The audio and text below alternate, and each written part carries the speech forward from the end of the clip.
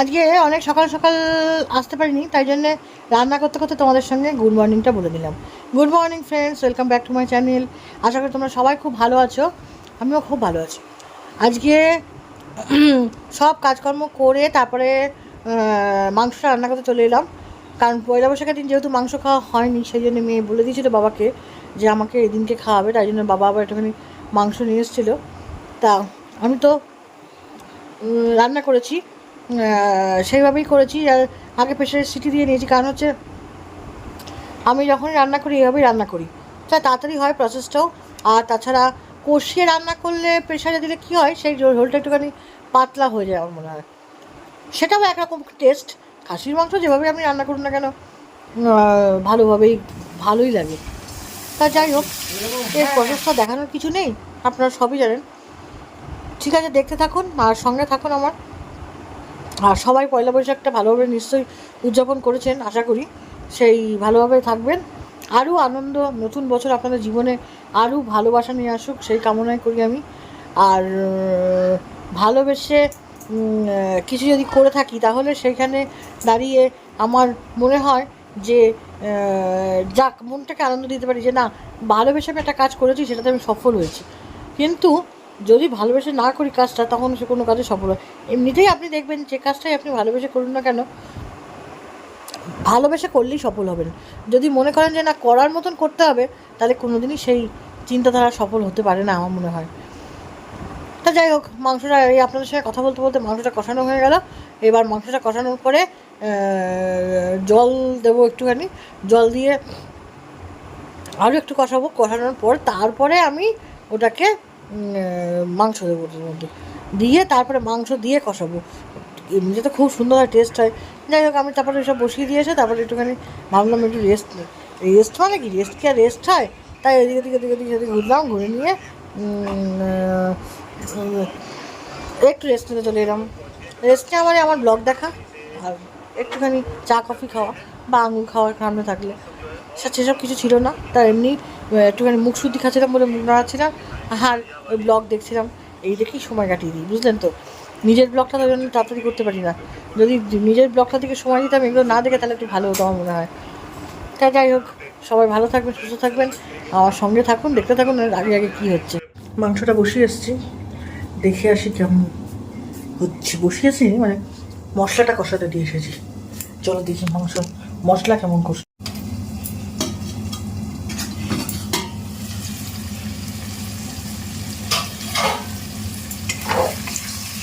Wow,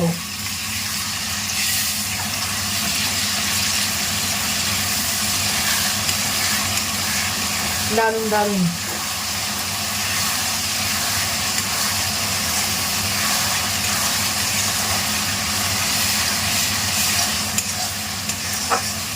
এইবার মাংসটা দিয়ে দেবো।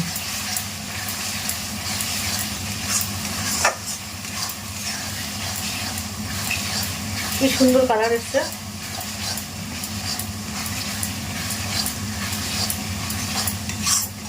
চলো এবার মাংসটা দিয়ে দিই।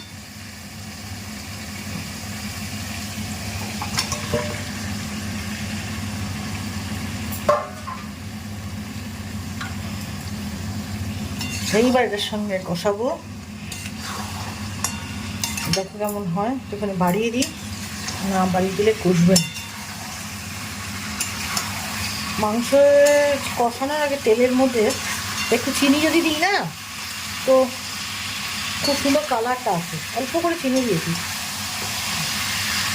চিনিটা দিলে দাদা বগর বগর করে, কিন্তু কিছু কিছু জিনিস আছে যেগুলোতে একটু চিনি না দিলে হয় না।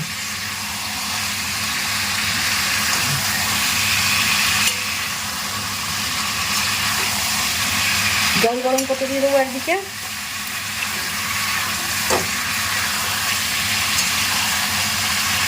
একদিকে মশলা মাংসের সাথে কষতে থাকবে। এখন একটু করে দিয়ে যাচ্ছি, একটু কষুক, না কষলে তো ভালো লাগবে না খেতে।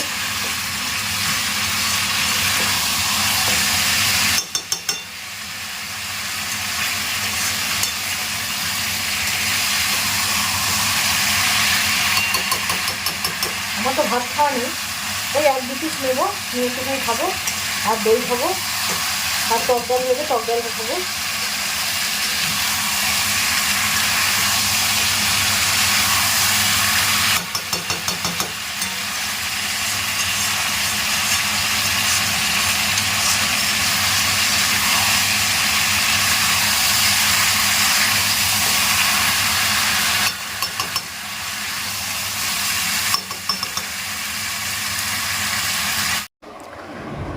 মাংসটা কষাচ্ছি, ভীষণভাবে দেরি হয় কষাতে, তার মধ্যে আবার লঙ্কা দিয়ে নিই, আগে তো তুলে নেবো আমারটা, নিয়ে তারপরে লঙ্কা দেবো। লঙ্কা দিয়েও তো আর খেতে পারবো না, দিয়ে আলু ফালু সব সিদ্ধ হয়ে যাচ্ছে মোটামুটি। আসলে আলু ভাজলেই সেভাবে সব ভাজলেই সিদ্ধ হয়ে যায়। তা যাই হোক, এখানে পেঁয়াজ ওর মধ্যে দিয়ে দিয়েছিলাম, কারণ সঞ্জু রুটির সাথে খেতে ভীষণ ভালোবাসে। তার মধ্যে কালকে একটা কথা বলে ওকে লাগিয়ে দিয়েছি, কিছু তো জানেন তো, আমাকে না যেতে দেবে না কোথাও, ভালো লাগে না আমার। একটুখানি বলুন, আমার তো ইচ্ছা করে যে একা একা বাড়িতে বসে থাকি, তুমি তো তোমার ব্যবসা নিয়ে থাকো, তুমি বুঝবা কি। আমি একা একা বাড়িতে থাকি, আমার মনে হয় না যে আমি একটুখানি ঘুরে আসি। ওই নিয়ে অশান্তি করছে, তার পুরোনো দিনের কথা তুলেছি, রেগে গেছে।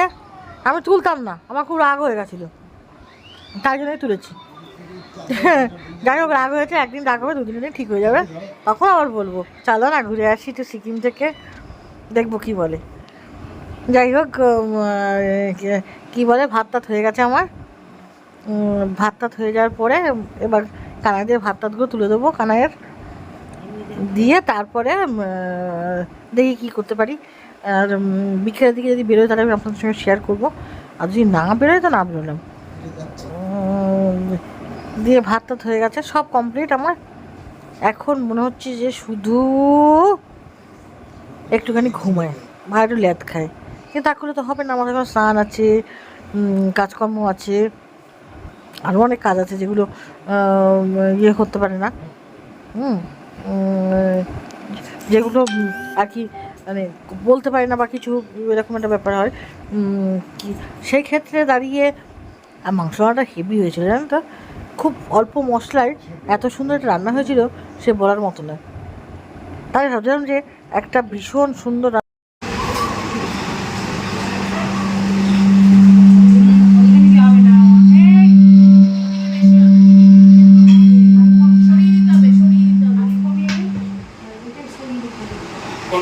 কাছাকাছি নিলেই আওয়াজ হবে। ওইদিকের মুখটা একটু ওইদিকে, তুই তো জ্যাক দিয়ে দিয়েছিস, তোর তো এটা দরকার নেই। ভোপালটা নেই, মানে বোঝা যাবে। ভোপালটা আপনার নেই।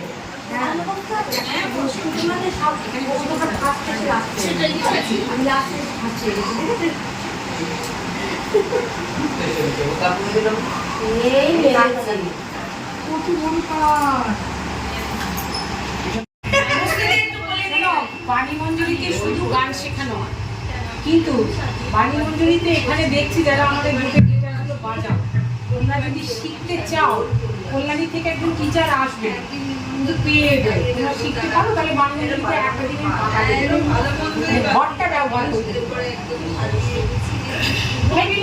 ছেড়ে শিখবে। খাওয়া কি ও তো একটা খারাপ, আমার এখানে একজন আসবে শেখাতে কল্যাণী থেকে, মানে আমার তো গান শেখানো হয়, আমার যেহেতু একটা দিন ঘরটা ফাঁকা, এই যেহেতু ঘরটাও তো একটা জায়গা লাগে, তার তো একটা ইয়ে লাগবে, সেই জন্য আমি বলেছি আমার বাড়ির মধ্যে যদি আমি করতে পারি না, কিন্তু তবুও এদের কথা ভেবে যদি তাকে টাকা দিতে হবে, তোমরা কে কে ইন্টারেস্টেড আছো, গোটা 4% ছেলে হলে তুমি তারা আমার ছেলেটা কিনতে।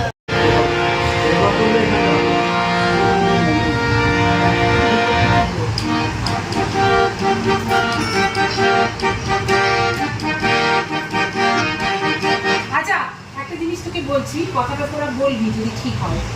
একটা আমাদের ওই বাংলা যে সাহিত্য, তাতে রানীচন্দ্রী দাসের একটা লাইন আছে, সুন্দরী মানুষ হয় সবার উপরে মানুষ সত্য তাহার।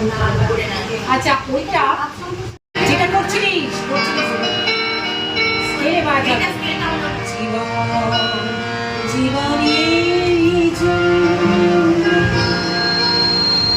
একটু সহানুভূতি কি মানুষ পেতে পারি না, ও বন্ধু মানুষের জন্যে জীবন জীবনের জন্যে এদিকে রাখতে হবে।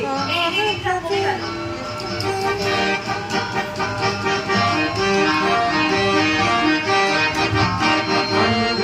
মানুষের জন্যে জীবন জীবনের জন্যে সহানুভূতি মানুষ পেতে পারে না ও বন্ধু মানুষ মানুষের জন্যে জীবনের জন্যে মানুষ পেতে পারে না ও বন্ধু মানুষ মানুষের জন্যে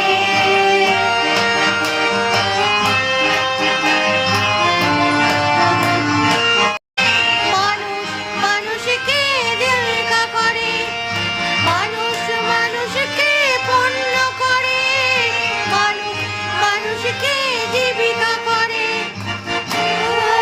ইতিহাস ফিরে এলে মানুষ ফিরে পাবে না ও বন্ধু মানুষের জীবনের জন্যে সহানুভূতি মানুষ পেতে পারে না ও বন্ধু মানুষের জন্যে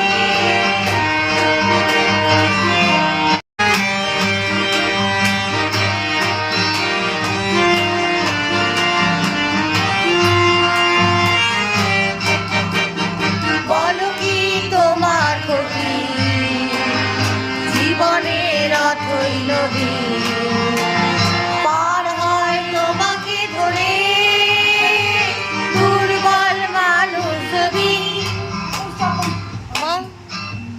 হ্যাঁ, আমরা খাচ্ছি, তুই খা।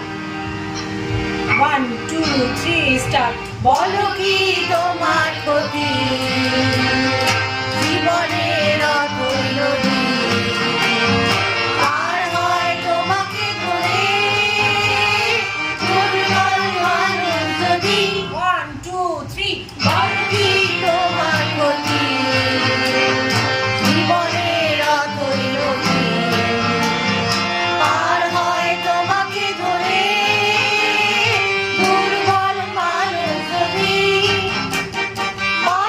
যদি সে না হয় মানুষ জানো কখনো হয় না মানুষ মানুষ যদি সে না হয় মানুষ জানো কখনো হয় না মানুষ যদি জানো কখনো হয় মানুষ লজ্জা কি তুমি পাবে না ও জীবনের জন্যে সহানুভূতি মানুষ পেতে পারে না ও বন্ধু মানুষ